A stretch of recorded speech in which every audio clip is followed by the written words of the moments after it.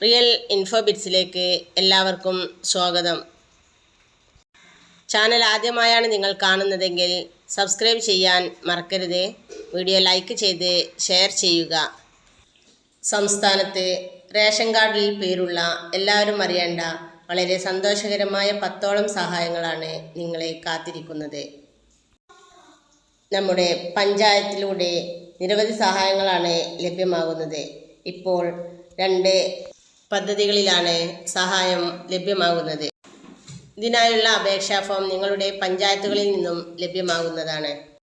പ്രധാനമായും കാർഷിക ആവശ്യങ്ങൾക്കുള്ള ആനുകൂല്യങ്ങൾ, വ്യക്തിഗത ആനുകൂല്യങ്ങൾ എന്നിങ്ങനെ 2 ആനുകൂല്യങ്ങളാണ് ഓരോ ഗുണഭോക്താവിനും ലഭിക്കുന്നത്. 2 പദ്ധതികളിലുമായി 12ഓളം വിഭാഗങ്ങളിലേക്കാണ് ഇപ്പോൾ അപേക്ഷകൾ ക്ഷണിച്ചിരിക്കുന്നത്.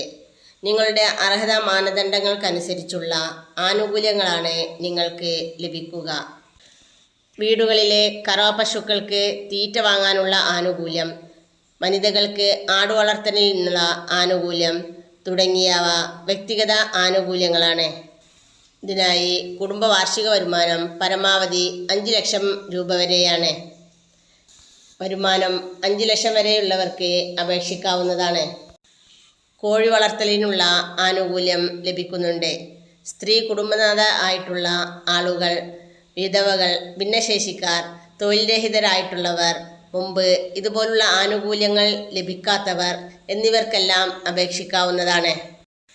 60 വയസ്സ് കഴിഞ്ഞ വൃദ്ധർക്ക് കട്ടിൽ ലഭിക്കുന്നതിനുള്ള ആനുകൂല്യം, പ്രത്യേക പരിഗണന ലഭിക്കേണ്ട വിദ്യാർത്ഥികൾക്ക് സ്കോളർഷിപ്പ്, ഭവന പുനരുദ്ധാരണത്തിനും ആനുകൂല്യം ലഭ്യമാവുന്നുണ്ട്. വരുമാന പരിധി 2 ലക്ഷത്തിൽ കവിയാൻ പാടില്ല. BPL ലിസ്റ്റിൽ പെട്ടവരായിരിക്കണം. വീടിൻ്റെ വിസ്തീർണം 100 ചതുരശ്ര മീറ്ററിൽ കവിയാൻ പാടില്ല. ഡിസേബിൾ ആയിട്ടുള്ളവർക്ക് വീൽചെയർ നൽകുന്ന പദ്ധതിയുമുണ്ട്. കൂടാതെ വീടുകളിലെ കിണറുകൾ ശുദ്ധീകരിക്കുന്ന പദ്ധതിയുമുണ്ട്. ഇതിൽ പ്രത്യേകമായി കിണർ റീചാർജിംഗ് എന്ന പദ്ധതിയാണ്. ഇതിൽ കിണർ റീചാർജിംഗ് പ്രവർത്തനം നമ്മൾ ചെയ്തതിന് ശേഷം ബില്ലും അപേക്ഷാ ഫോമും പഞ്ചായത്തുകളിൽ സമർപ്പിക്കുക. ചിലവായ തുക നമുക്ക് അക്കൗണ്ടുകളിലേക്ക് എത്തിച്ചേരുന്നതാണ്. പരമാവധി 8000 രൂപ വരെ ലഭിക്കും. വീട്ടുവളപ്പിലെ കുളത്തിലെ മത്സ്യകൃഷി വളർത്തലിനും സഹായം ലഭിക്കും. വീടുകളിലെ മാലിന്യ സംസ്കരണത്തിനും 8000 രൂപ വരെ സഹായം ലഭിക്കുന്നതാണ്. ഇതിൻ്റെ പ്രത്യേകത APL BPL വ്യത്യാസമില്ലാതെ ഈ ഒരു സഹായം ലഭ്യമാകുന്നുണ്ട് എന്നുള്ളതാണ്.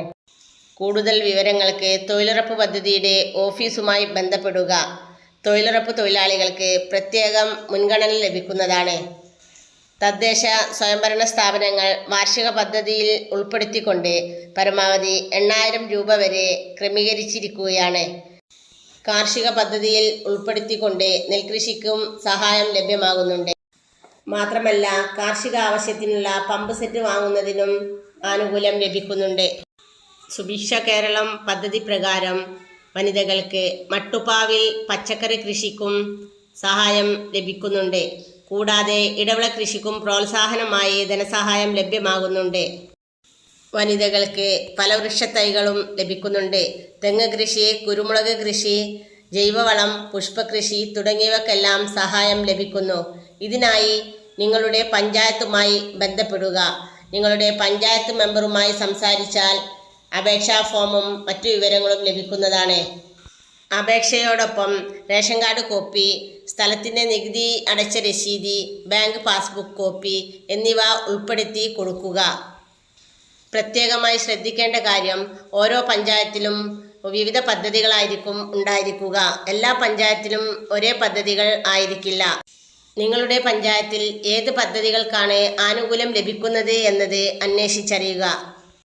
അതിനുശേഷം നിങ്ങൾ അർഹയാണെങ്കിൽ അപേക്ഷാ ഫോം സമർപ്പിക്കുക. ഇത്തരത്തിലുള്ള ഇൻഫോർമേറ്റീവായ വിവരങ്ങൾ നിങ്ങൾക്ക് ലഭിക്കുന്നതിന് വേണ്ടി റിയൽ ഇൻഫോ ബിറ്റ്സ് എന്ന യൂട്യൂബ് ചാനൽ സബ്സ്ക്രൈബ് ചെയ്യുക. വീഡിയോ ലൈക്ക് ചെയ്ത് ഷെയർ ചെയ്യുക. Thank you for watching.